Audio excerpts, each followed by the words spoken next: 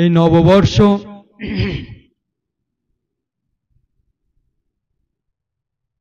আমরা একটি বছরকে অতিক্রম করে পুনরায় যখন আবার বৈশাখ মাস আসে, বৈশাখের প্রথম দিন থেকেই আবার বাংলা মাসের পরম চৈত্র পার হলেই আবার বৈশাখ মাস। এই নববর্ষে দয়াল ঠাকুর যখন এলেন তখন তার চরণে কতিপয় লোক ধীরে ধীরে ধীরে ধীরে চলতে লাগলো। এমনি করে করে সেই শ্রেষ্ঠকে প্রথম বছরের প্রথম দিনে নিজের প্রণাম জানানোর জন্য ঠাকুরের চরণে সেখানে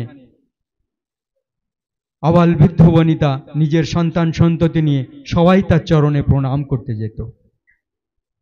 এমনি করে করে যখন দেখলেন যে বহু সংখ্যায় লোক আসছে, তখন উৎসবের সৃষ্টি হলো। তাই এই ষষ্ঠী তীর্থ মহাযজ্ঞ বা ষষ্ঠী তীর্থ উৎসব যেটাই বৈশাখে হয়, এটা এবার এই ভোটের জন্য এটাকে স্থগিত রাখা হয়েছে।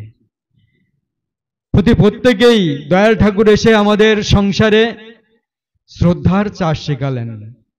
এই দিনে গুরুকে অর্ঘ্য দিয়ে প্রণাম করতে হয়। অতঃপর গুরুকে অর্ঘ্য দিয়ে প্রণাম করার পরে নিজের সংসারে গুরুজন ব্যক্তি আছেন, যেমন পিতামাতা আছেন, শ্বশুর শাশুড়ি আছেন, যা যেমন যেমন গুরুজনরা আছেন তাদেরকে প্রণাম করতে হয়। পারলে অর্ঘ্য দিলাম, না পারলেও প্রণাম নিজের তার চরণে, তাদের চরণে মাথা ঠেকিয়ে প্রণাম করতে হয়। এই যে শ্রদ্ধার চাষ পরম দয়াল শ্রী শ্রী ঠাকুর অনুকূল চন্দ্র শিখিয়ে গেলেন। প্রত্যেকের সংসারে খালি এমনি নয়, পত্নী তার স্বামীকে প্রণাম করবে এবং নিজের সন্তান সন্ততি যারা আছে তাদেরকেও বলবে তোমার বাবাকে প্রণাম করো। বাবারও কর্তব্য তেমনি যে বলবে তোমার মাকেও প্রণাম করো।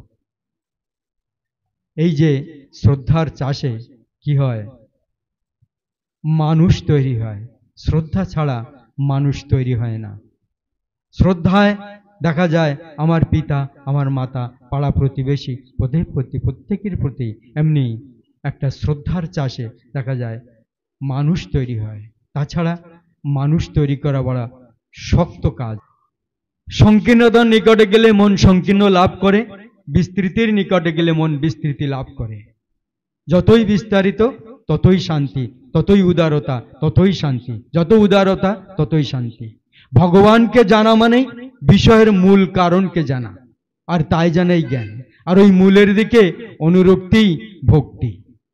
আমাদের ভক্তি অবলম্বন করে যদি আমরা চলি, নিষ্ঠা অবলম্বন করে যদি আমরা চলি, তো জীবনে আমরা তার চরণে এই শরীরটা আজ আমাদের, এই শরীরটাকে আমাদের বদলাতে হবে।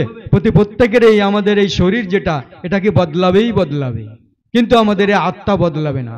আত্মার চেতনা শক্তি যতটা আমরা অগ্রগতি করলাম, সাধন ভজন করে নাম ধ্যান করে যতটা আমরা অগ্রগতি হলাম, আমার উন্নতি হলো, এই আত্মার উন্নতি হলো, তখনই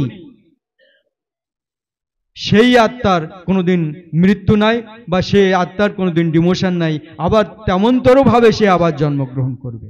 তাই আমি কালকে একটা বাণীতে পড়ছিলাম, time, tide and birth never has, এর কোনো পরিবর্তন নেই তার একটা, তাই বললেন না, নেভার হ্যাজ সেম টাইম বললেন। এর কোনো একইভাবেই আসবে এমন কোনো কথা নাই।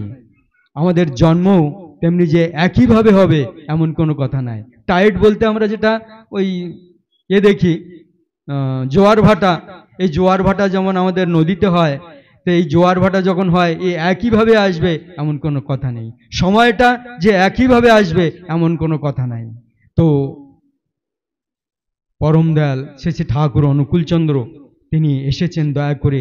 আমরা যদি দৈনন্দিন জীবনে কিছু নাম ধ্যান করি, তো আমরা একে অপরকে সেটাকে আরোতর ভালোবেসে চলতে পারবো। মানুষের সামনে গেলেই তখন দেখা যায় আমি তাকে, হয়তো যাকে আমি সহ্য করতে পারছিলাম না, পরম দয়ালের দিকে চেয়ে তখন আমরা কিছু না কিছু তাকে তার অ্যাকসেপ্ট বা সহ্য করা, তার কোথায় কি আছে সেগুলিকে আমরা নীরবে সহ্য করে তার পরিবর্তন করতে